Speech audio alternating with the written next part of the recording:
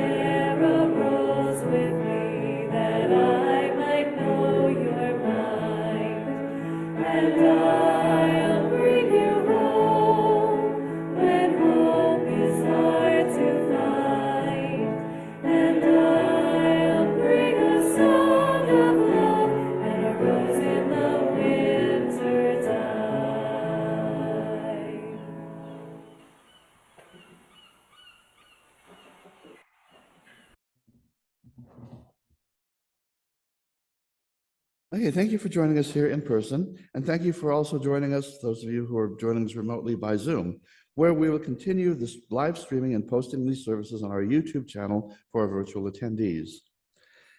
I'm Steve Fuji, member of the Board of Trustees, and I'll be your worship associate today. Other members of the worship committee you will hear from, including Alex Peck, who will also be reading the sermon today, and of course our music coordinator and doing a lot of the songs. We welcome you to join us this morning with an open mind and open heart and with muted electronic devices, please. Actually, I got to remind myself of that. Okay. So welcome to this morning, this day, and this opportunity to be together in community, which is a time of joy, comfort, and sometimes challenges. This Unitarian Universalist congregation is a place where we come to learn more about being human. We're not here because we figured out life's questions or because we think we've got it right.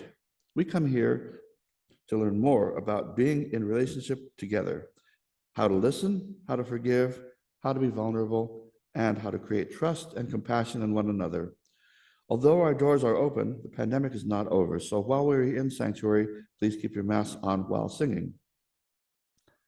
Before we move into the service, there are a few announcements we would like to make. We will mention several websites, email addresses, and phone numbers. At the end of the service, we'll leave up a slide with all this information, and it's available on our website. The monthly UUCR newsletter comes out the first of every month by email and per request by postal mail. If you have something newsworthy or that you would like to contribute, email uuchurchofriverside.calendar@gmail.com or call the church office at area code 951-686-6515. If you would like to be added to the mailing list, please contact the church office. So our first Sunday luncheon will be served after the service today. Today's theme is, well, it's actually not. This is being presented today by our pagan subgroup. We have a class in Wicca that's been ongoing, and they have taken on the first Sunday lunch today. Contributions are appreciated and we donated to the church fund. Also, I'm going to be coordinating the first Sunday lunches in the absence of anyone else taking responsibility for presenting them. So I may be calling on some of you to bring food sometimes. Let me know if you are somebody who likes to cook, and I'll keep that in mind.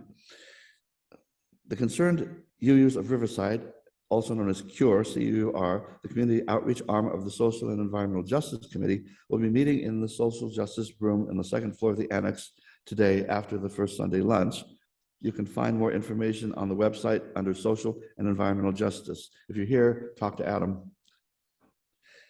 Church Council will meet on the second Friday of the month in the annex. The next meeting will be at 4 p.m. on October 14th.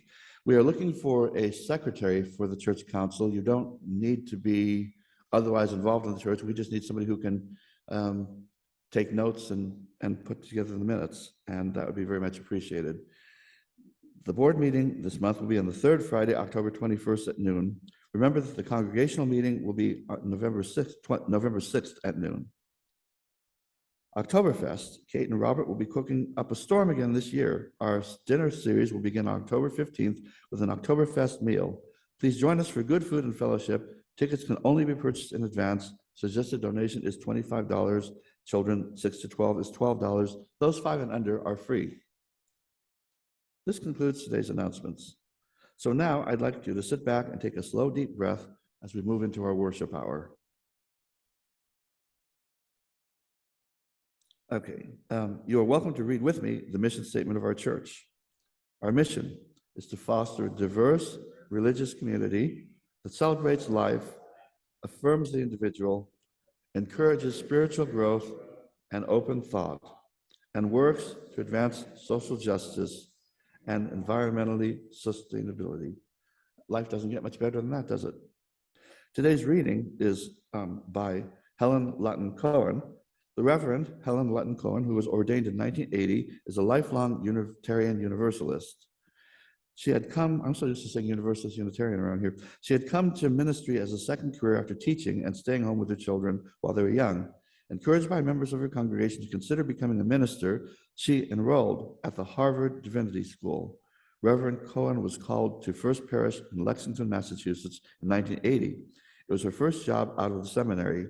She was their first senior woman minister, and she served in that church from 1980 to 2002 and was named Minister Emerita by the congregation upon her retirement. The author of today's reading writes, "We all share the need to feel we exist and that we are safe. We need to feel both present and secure. I am convinced that these very basic emotional needs lie at the heart of all kinds of behaviors.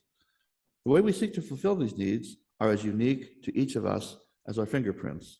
If we strive to understand each other's behavior and the reasons behind them in the same way we understand our own, we can come to recognize our common humanity beneath the surface." We have 2 lightings of sacred flames. The first is the occupied Indigenous people's remembrance candle. The second is the lighting of our own chalice, the symbol of our faith. We walk upon the traditional territories of diverse and sovereign peoples, the original peoples of this land who continue to cry out for justice and self-determination. This spot we occupy was first the sacred space of several groups of indigenous peoples, including the Cahuilla and Cupeño and the Serrano.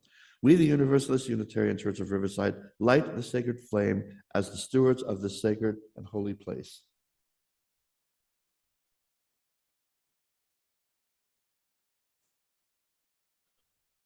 We are blessed with a space and opportunity to strive to live out our common principles, to bring justice, equity, and compassion into our daily lives, to resist all that threatens the church, the earth, and her people, and to be part of a world community with peace, liberty, and justice for all. Let these thoughts carry us forth as we journey and worship together. Today's reading for the chalice lighting is A Communion of Heart and Soul by Bruce Southworth. For the gift of this day and for our community of spiritual nurture and compassion, we give thanks. We light this chalice as a symbol of our faith. May our many sparks meet and merge in communion of heart and soul.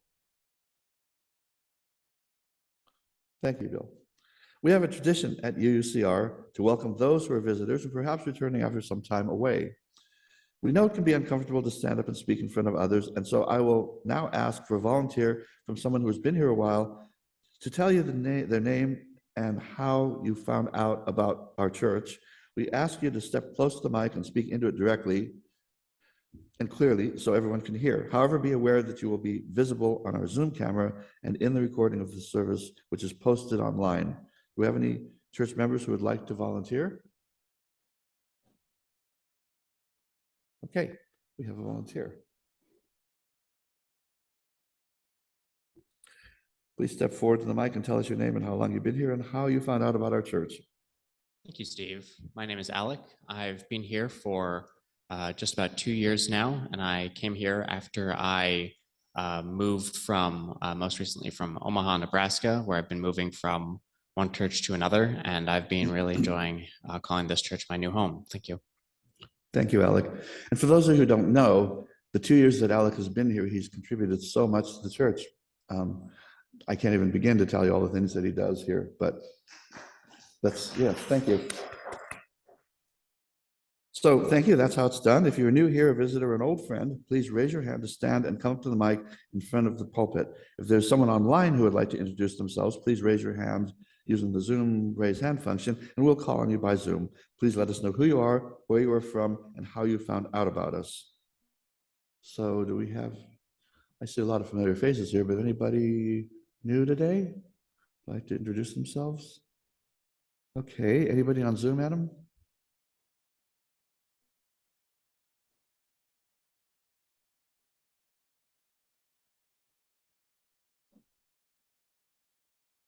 No, okay. So for anybody that's here and if you are new, please do sign our visitor book out there, and please stay for our first Sunday lunch today and for coffee and socializing after the service.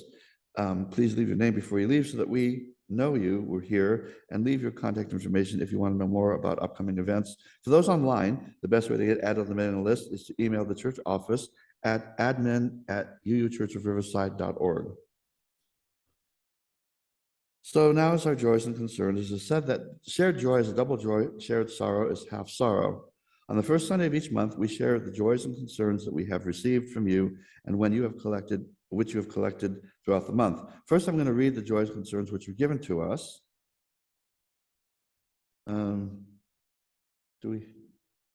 we actually have them written in the book, or?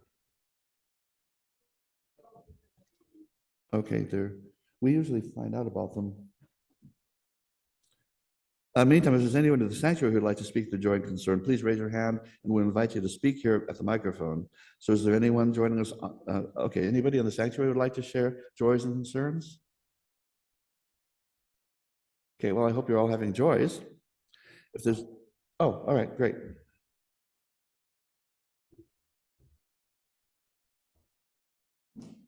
Hi. So I have one joy and one concern that I'd like to share with you this morning. I have a joy that Margaret is here to visit me. I always love it when they come here or when I get to go and visit them. So I'm always in a great mood whenever they are in town. And so that is my joy this morning. But I also have a concern that this past week, my newest quarter, the fall quarter at UCR began, which means I once again have to do my homework, which is something I thought I would have escaped finally, but I'm not looking forward to doing that, but I will if I have to. Thank you, Alec. I'd like to express my joy at the weather cooling down, and it's actually pretty comfortable in here today. So is there anyone joining us online who would like to share their joys? Oh, we have another one in person here. Hi, Pat. Hi there. I'm Pat Cohen. I just wanted to share the joy that yesterday we had a wonderful memorial service for Janice Levi that was well attended and it was very inspiring. Oh, thank you, Pat. I wasn't able to be at that service myself, but Janice certainly has been in my thoughts, and I think we all miss her. And you know, she contributed so much to this church, and to just it's just so great to know her. I wanted to share about Janice something too, that when we were doing the Spouse Scouts group here with the children, she came and spoke to the children quite a lot, taught them a lot about plants and flowers and things like that. And the children responded very, very well to her and her wisdom and all of that. Okay, is there anyone online that wants to? Okay, no, nobody online. Huh? Oh, Kinga. It's great. I also, my joy, remembering Janice yesterday being here, and there were a lot of people, and I learned things. I mean, as I said yesterday, that I was 45 when I first started attending this church, and I'm 71 now. And Janice, you know, trained me to be a docent, and we shared a love of history, and I was in Women's Fed with her, and a lot of different things. But I did not know her long-standing history with the Quakers until yesterday. And so I brought some heavenly bamboo, which is on the other side of the lit chalice. And that's in honor of Janice, all those years of Tai Chi, you know, that she had here. And those were bought at Chinatown in Los Angeles. And I got them specific, the very big tall one represents Janice and her long, long life, almost 102. She was just 2 months short of 102.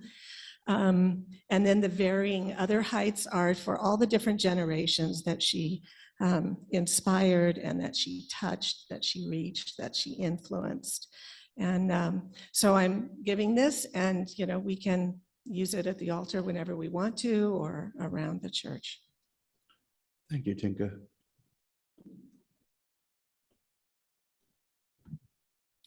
Good morning, everybody. I'm JP. Joy and concern. So joy is finding this place to worship with you all and being so welcomed. I've been coming for about 2 months. I am a recovering addict, and just the generosity and the support and people checking in about job situations and things like that has been really comforting, because I used to come to this church for an NA meeting, but it's just total chaos in that meeting.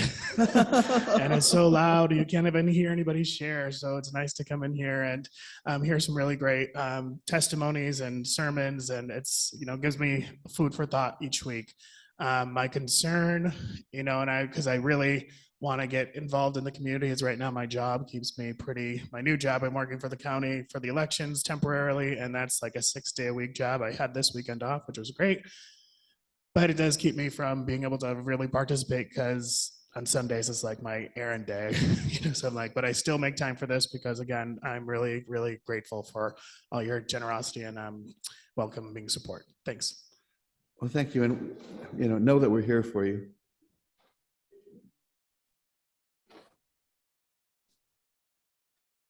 Good morning.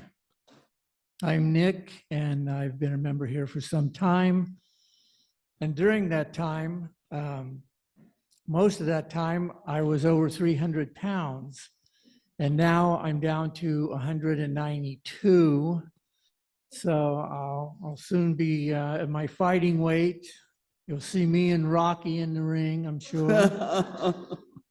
And it's been a 5-year journey to get to this point, and I'm very close to getting the skin removal surgery.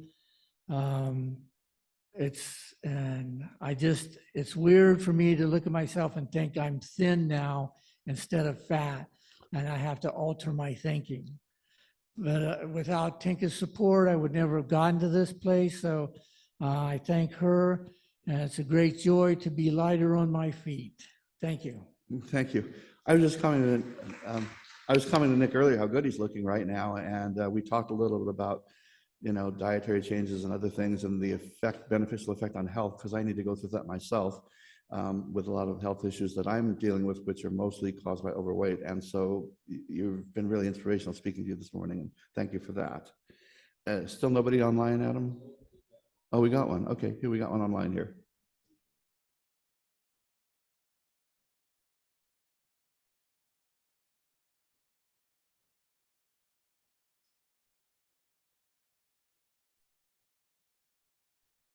Hi, I'm actually a long time UU. I moved to the Inland Empire about a little over a year ago to start school at Loma Linda. My home parish is actually UU Wayland in Massachusetts. However,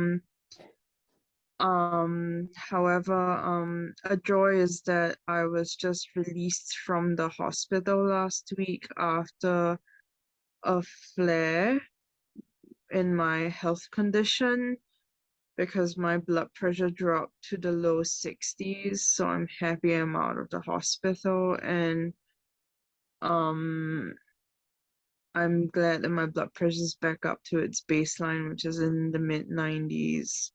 And this is my first time checking out your congregation. So yeah. I didn't realize there was a UU church in the area. I kind of thought that this area was too conservative for that, so I suppose I was wrong. But yeah, that's Yes, everybody's saying welcome here and thank you. Hopefully you'll come and check out in person here because we have this beautiful church historic building here was built originally by the Universalists, and that's been our home for a number of years, and we're very proud of it, as well as, we're a friendly bunch of people here, so hope to meet you in person, and we're sending you healing energy. thank you. Thank you. Look forward to meeting you. Okay, anybody else? Okay, well, we place a stone on our water chalice to represent the joys and concerns we have shared at our church community, and in recognition of those we hold close and have not shared.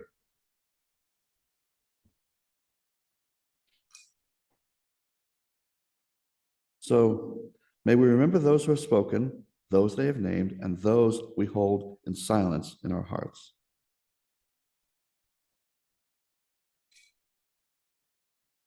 Okay, thank you.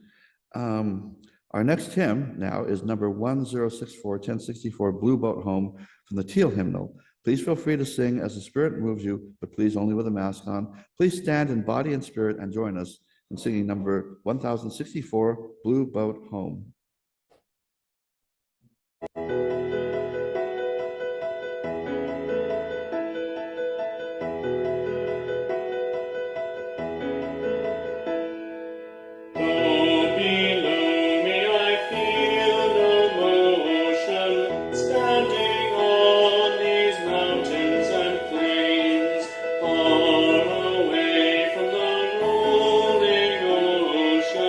Still my drive that heart can say.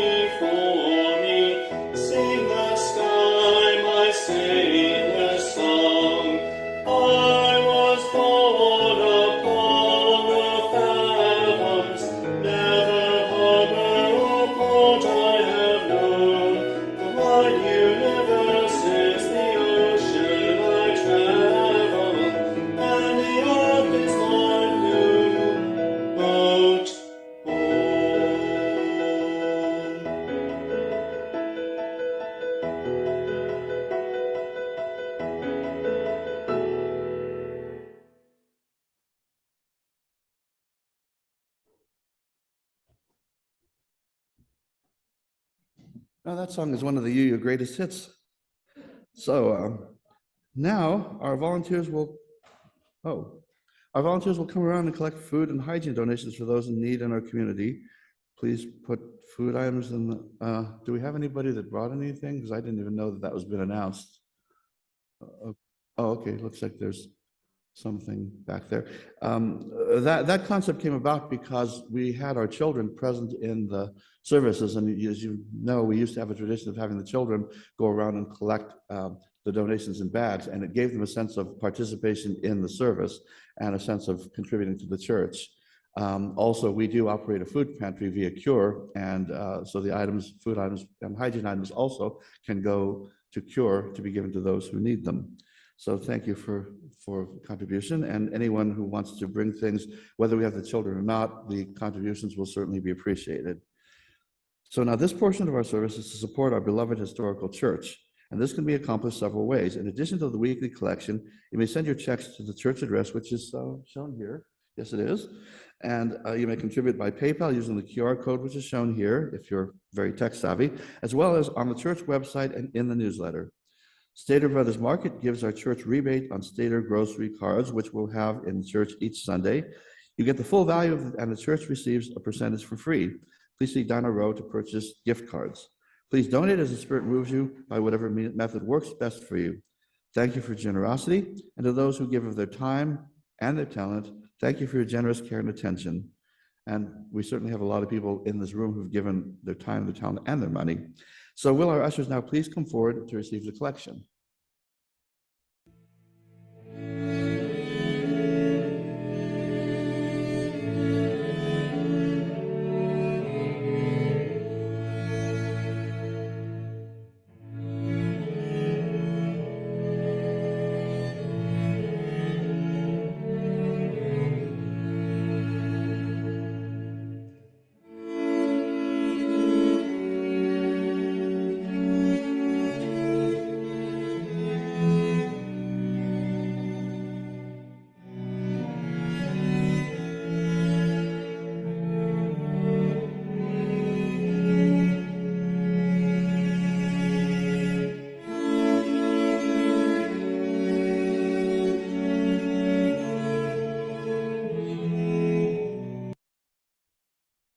Thank you. Our next hymn is in the great hymnal number 402, From You I Receive. Please feel free to sing as the Spirit moves you, but please only with a mask on. Please stand in body or spirit and join us in singing hymn number 402, From You I Receive.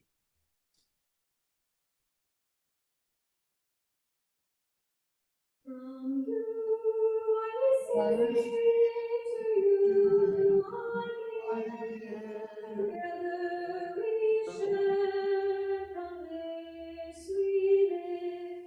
From you I receive, to you I give. Together we share, from this we live. From you I receive.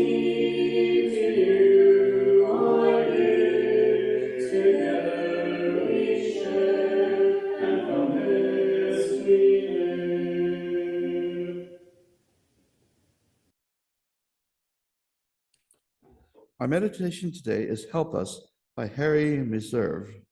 Help us from arrogance, pompousness, and thinking ourselves more important than we are. May some saving grace of humor liberate us. For allowing ourselves to ridicule the faith of others, may we be forgiven. For making war and calling it justice, indifference and calling it tolerance, pollution and calling it progress, may we be cured. For telling ourselves and others that evil is inevitable while good is impossible, may we stand corrected. God of our mixed up, tragic, aspiring, doubting, and insurgent lives, help us to be as good in our hearts as we have always wanted to be. Now let us pause for a moment of silence.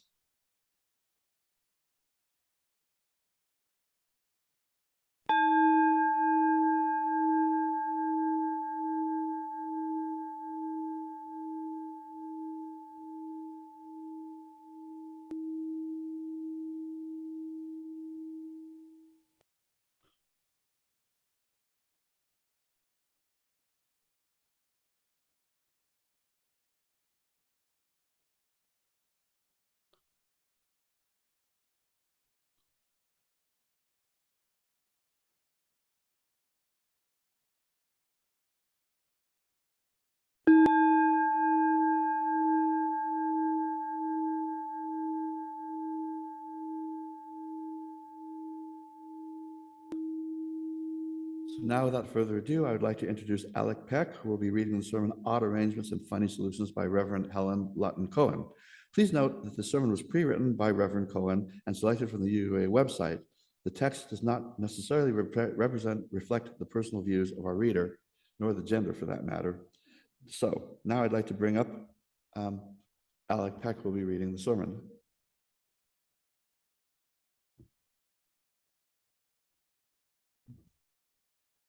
Thank you, Steve. In addition to those addendums, I'm also going to add that this particular sermon was written over 30 years ago in 1990, so that perhaps will provide just a little bit of extra context. And I've also made just a few editorial changes, mostly fact-checking changes. But anyway, here is Helen's sermon, Odd Arrangements and Funny Solutions. There was a fascinating story on the public radio evening news on Wednesday. The town of Port Arthur, Texas, a conservative middle American community, is building a monument to its best-known native daughter, Janis Joplin. Janis Joplin, rock star, rebel, outrageous dresser, screamer, and shouter, dead of an overdose at an early adulthood, Janis Joplin, who horrified her hometown at the time when she was alive, will be honored by that town with a statue. Even the venerable Port Arthur Historical Society is giving its support to the project. You see, Port Arthur has a problem. It's suffering from the oil depression. The economy is in deep, deep trouble, or it was in 1990, and perhaps it is again today, and some came up with the idea that a memorial to Janis might bring in lots of tourists and their money, like Graceland. An intriguing idea, though I can't help but see it as something of a funny solution. Actually, I'm more interested in Janis herself. How did she get to be the way she was growing up in Port Arthur? I don't mean how did she end up dying of an overdose, because the final steps of that can probably be traced pretty easily. But why did she set herself up as a rebel in the beginning? She certainly seemed odd, not to say unforgivable, to her townspeople as her life took shape in their midst, and why they must have asked over themselves over and over again, why does she have to be this way? Well, why do some millionaires compulsively keep newspaper clippings to save a few pennies? Why do some people love their job where they chat with customers all day while others dread it? Why do some people always enter a room doing something to catch everyone's attention, while others come in so quietly that people are startled when they finally speak? Why do some people take vacations where they go into nature, pitch tents, and get dirty, while others seek out a hotel where they can relax in relative luxury? Why do people collect things, such as different things, stamps, coins, matchbooks, paintings, butterflies, books, acquaintances, money? Why are there marathon runners and speed racers, and those who would stop to smell the roses or wait motionless for an hour waiting for the right photograph? Why do some want to be moving constantly, never settling, while others want to live and die in the same house in which they were born? Why do some people always want to talk about their feelings and others never? Why do some insist on meat and potatoes, while some explore foreign cuisines, and others will cling to processed junk food and fast food, even after gaining access to better options? Why do some need mountains and others need oceans, others need rivers, or maybe big skies? Why do so many families come home from their daily adventures and turn on a machine that numbs them with sound and sight until they can go to bed? And why, with all this wealth of possibility, all these various adaptations to life, why do we each tend to think that our way of doing things is right? Our vacations, our styles, our collections, our goals, our relationships, and different ways are, well, let's think about it for a moment. What do we think of those who conduct themselves differently, whose life's patterns, whose major decisions look very different from our own? We may love them at a distance, but they are, after all, just a little bit crazy. One of the questions about people, about us, that has always intrigued me is whether we are more alike or more different.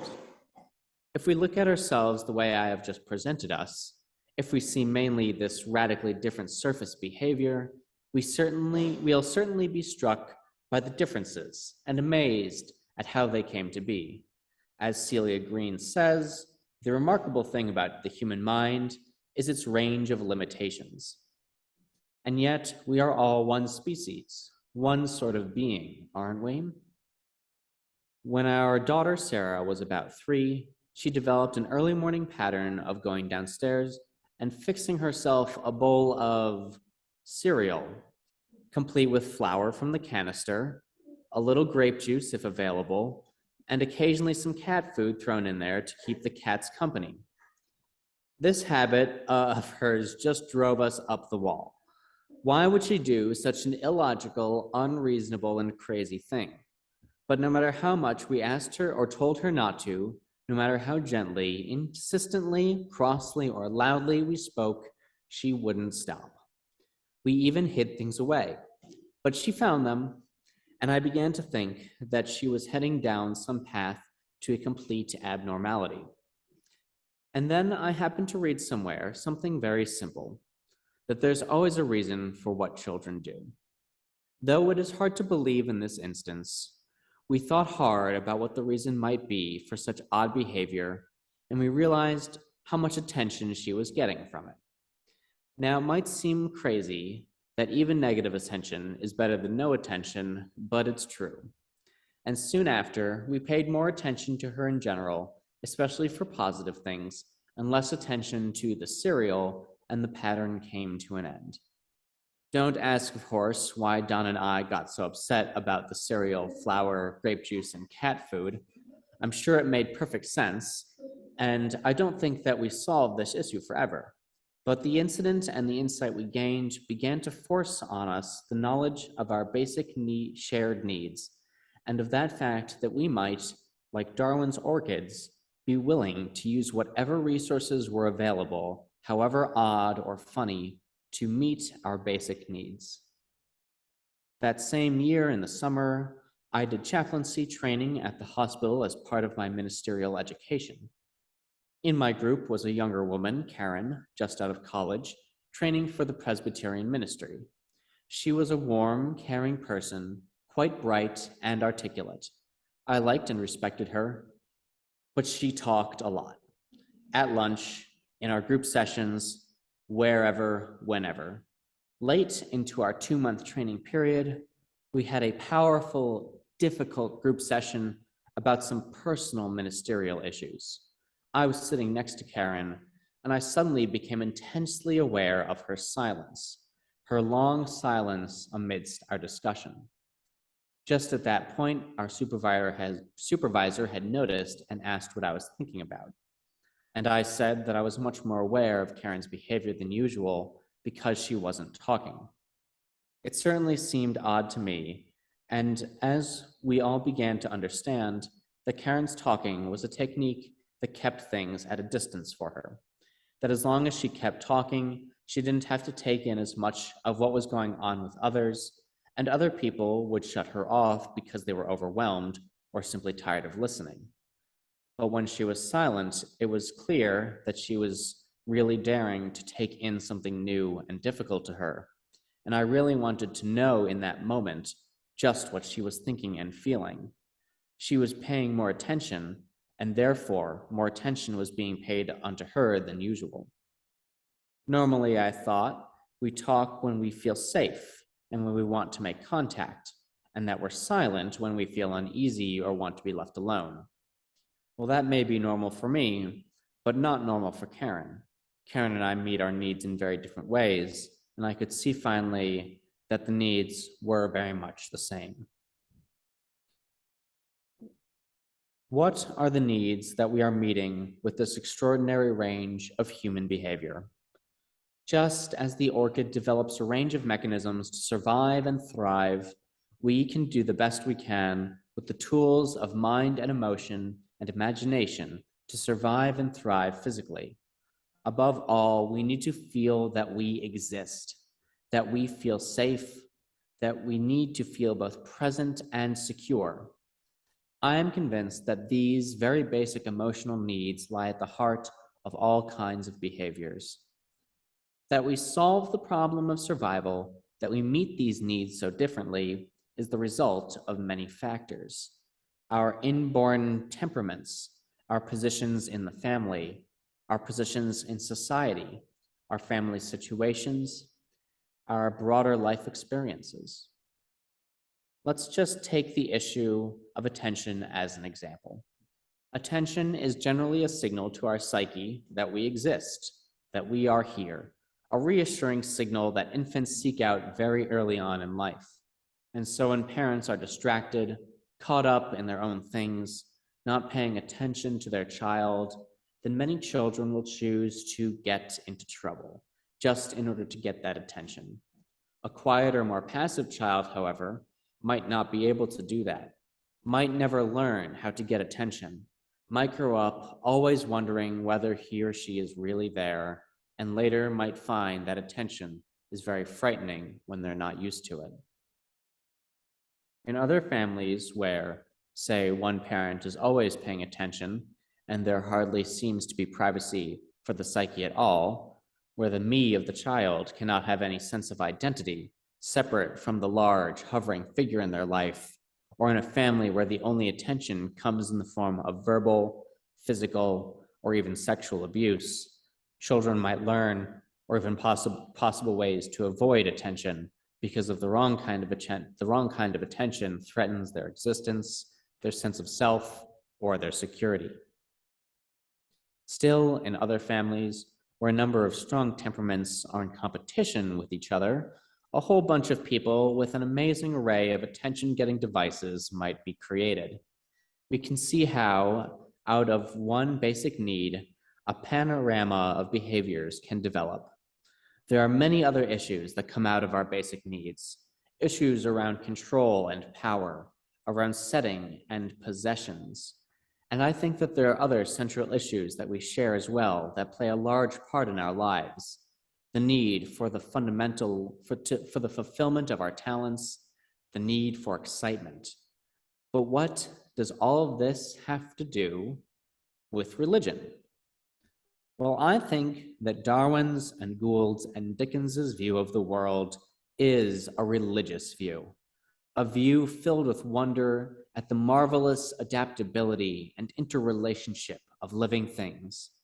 They show to us a world of beings constantly responding, changing, developing, creating in order to meet their needs, a world where a person deprived of attention and love in their own household might try to get that from other people. It is a view filled with love and appreciation for the extraordinary things that are possible in such a world. When we want other people to be like us, when we pass judgment on them for being different, for being odd or funny, we are expressing our need for security, to be validated by the fact that there are no differences. That when we feel safe enough to risk connection with people, then we take that risk, and it is then that we discover those differences and grow. This is not to say that we have to love and accept everybody at close quarters. The more we understand our own behaviors and the reasons behind them, and the more we see ourselves as others see us, as Robert Burns said, the more we may come to accept our own oddities and our funninesses. And we may come to feel that certain other oddities and funninesses that irritate our own may as well be avoided as much as possible, as long as we learn that we need not judge the other, as long as we recognize our common humanity beneath the surface and do our best to live together in the more general sense.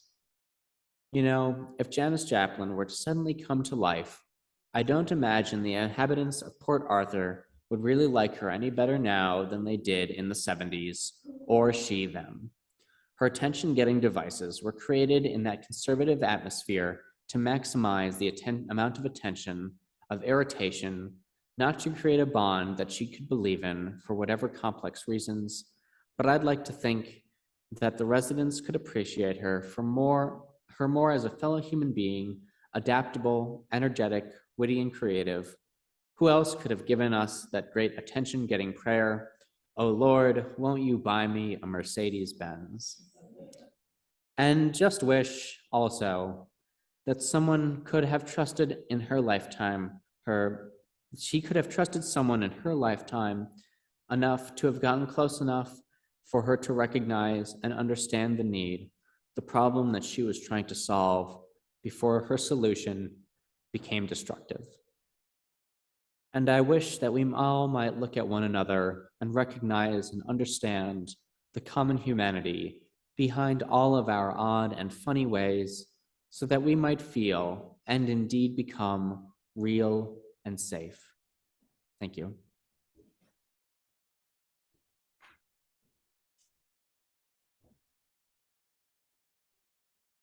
Thank you, Alec, and thank you to you and to the worship committee for choosing that sermon, because it was a very good one.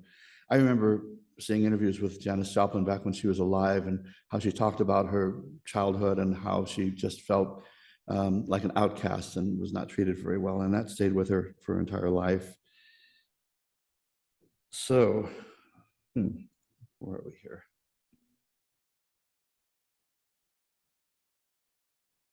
Okay. Our closing hymn is "Everyone is Worthy" by Amanda Udis Kessler. The words will be projected on the wall. Feel free to sing as the Spirit moves you, but please only with a mask on. Please stand in body and spirit and join us in singing hymn, "Everyone is Worthy."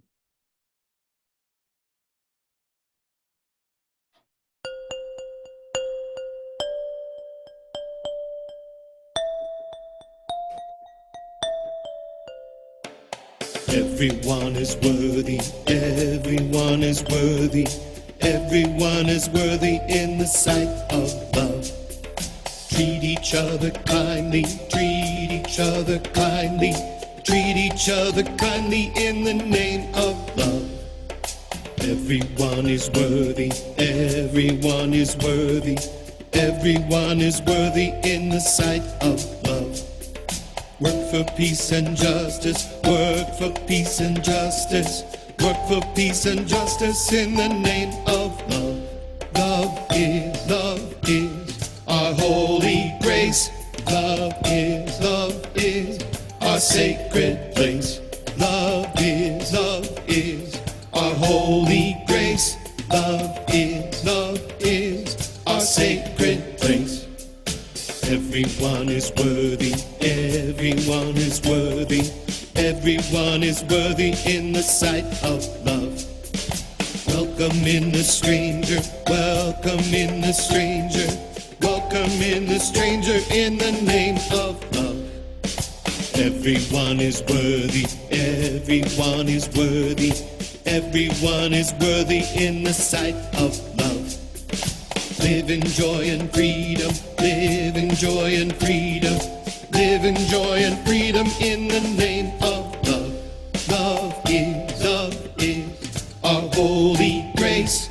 Love is our sacred place.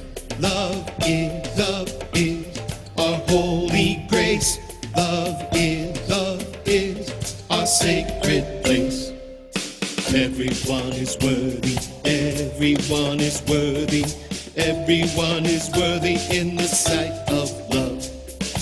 Work to save the planet, work to save the planet, work to save the planet in the name of love. Everyone is worthy, everyone is worthy, everyone is worthy in the sight of love.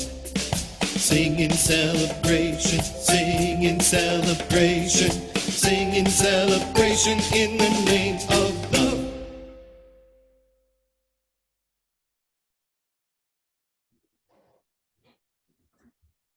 Well, that simple song does embrace all the things that we believe in. Our benediction today is fitted for this day by Kimberly Quinn Johnson. We are the ones we have been waiting for. We are not perfect, but we are perfectly fitted for this day. We are not without fault, but we can be honest to face our past as we chart a new future. We are the ones we have been waiting for. May we be bold and courageous to chart that new future. May we have faith in a future that is not known. We are the ones we have been waiting for. Namaste, amen, and blessed be. And thank you, Alec, for sharing your valuable time and reading the sermon for us this morning.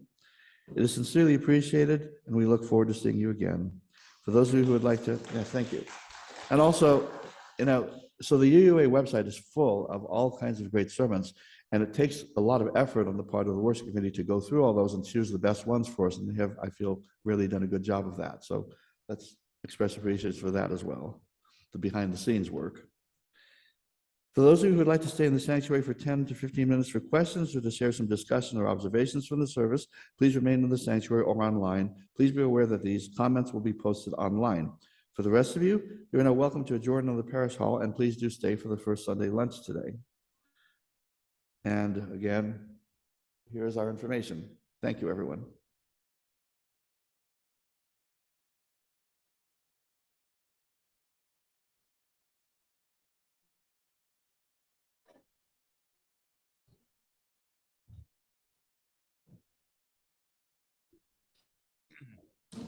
I had some comments actually about the sermon, since I had some extra chances to read through it.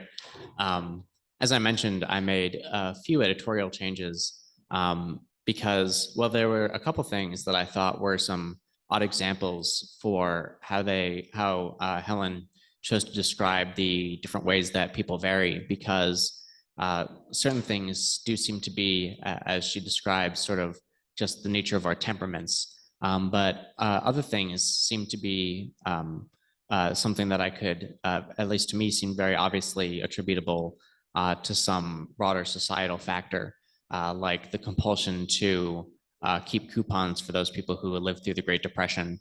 It was the most obvious one to me, or people who eat a lot of junk food probably grew up in a situation where that was the food that they had access to. That's not usually a choice that they don't usually like eating crap. They didn't make that choice sort of in a vacuum. And that's something that's important to recognize. But also a lot of it came off as surprisingly judgy, considering the message of the sermon was sort of, hey, we're all sort of odd and different. And in the end, those differences are okay. But some of the ways that people varied, I thought it was ironic that I could easily tell, for instance, what kind of person Helen was based on the way that she described, for instance, people who like to live quickly or slowly. And so I changed the phrasing a little bit of that, because it was surprisingly not self-aware how some of those things were described.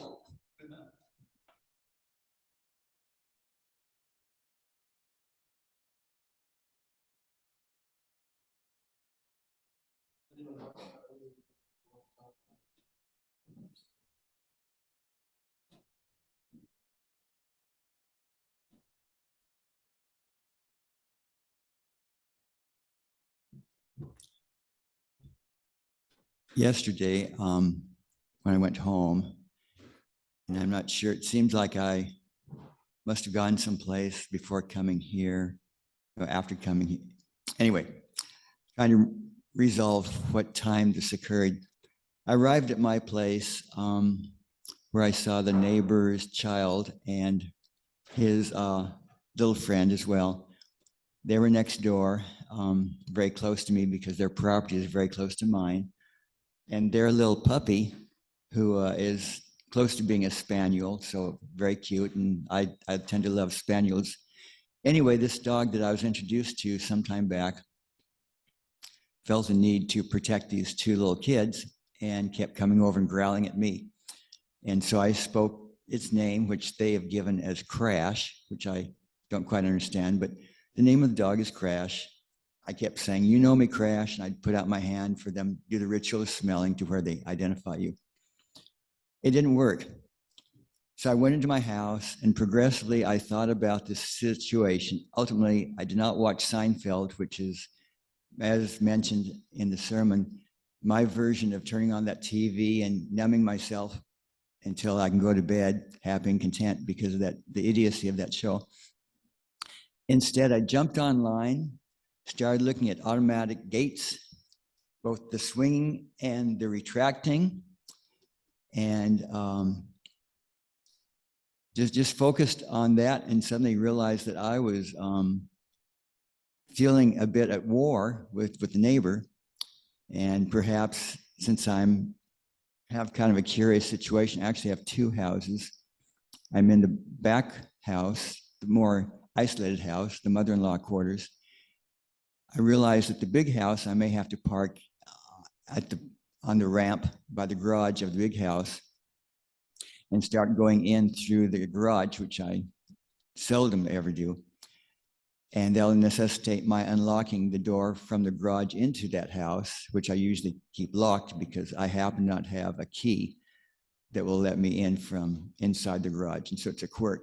And so I resolved that I should open up that inner door that locks the garage to the big house. All that just because this dog growled at me a few times. It completely upended my whole serenity pattern. And so I thought about that with today's sermon. Thank you.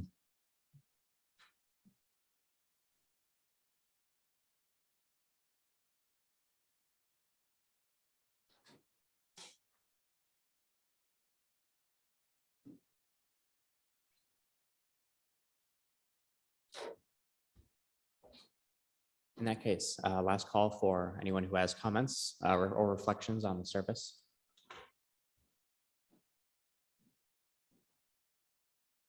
In that case, I think it's time for the first Sunday luncheon. We got a little bit of food to eat, so thank you all for being here.